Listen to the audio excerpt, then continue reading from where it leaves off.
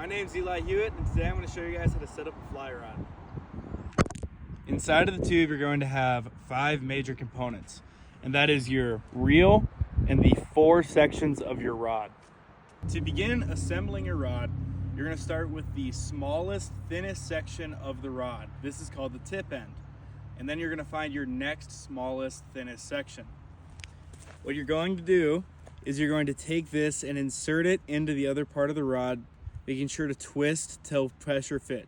You don't want to force these together as it can damage the rod. You want to make sure that these 2 white dots are lined up. You're going to continue this process with all 4 sections, being sure not to force the rod together until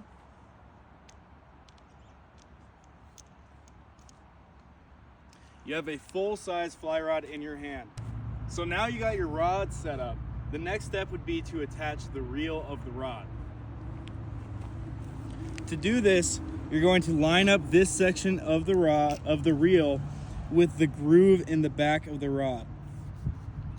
Once that is in there, which can be a little tricky, you're going to line up this back section right here and screw it down with the screw.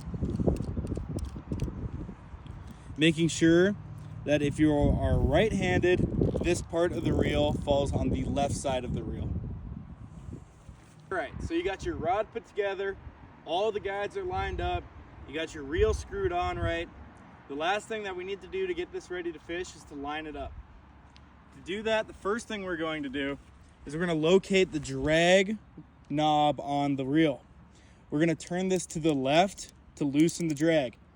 This will allow us to pull line off of the reel more easily. All right, after we loosen the drag on the reel, we're going to pull out our line. Now, this clear section of line is called the leader, and this goes on the end of the colored fly line. So we're going to keep pulling line off the reel until we get to this section. Now, this is the actual fly line itself. Leaders are replaceable. If you look right there, that's how it connects to the fly line, but the fly line lasts many years on the reel if it doesn't break. Now, to get this through the guide, what we're going to do is we're going to take this line about this far in, and we're going to fold it over itself to make a loop. Now, the reason we do this is that it is a lot easier to push this loop through a guide than it would be if you're just holding the end of the line. And if you drop it, this loop will expand and it will stop the line from falling all the way down through the guides. So what we're gonna do is we're gonna line this up with the hole, push it through, and then pull it through. And then we're gonna find our next guide, and we're gonna do that again.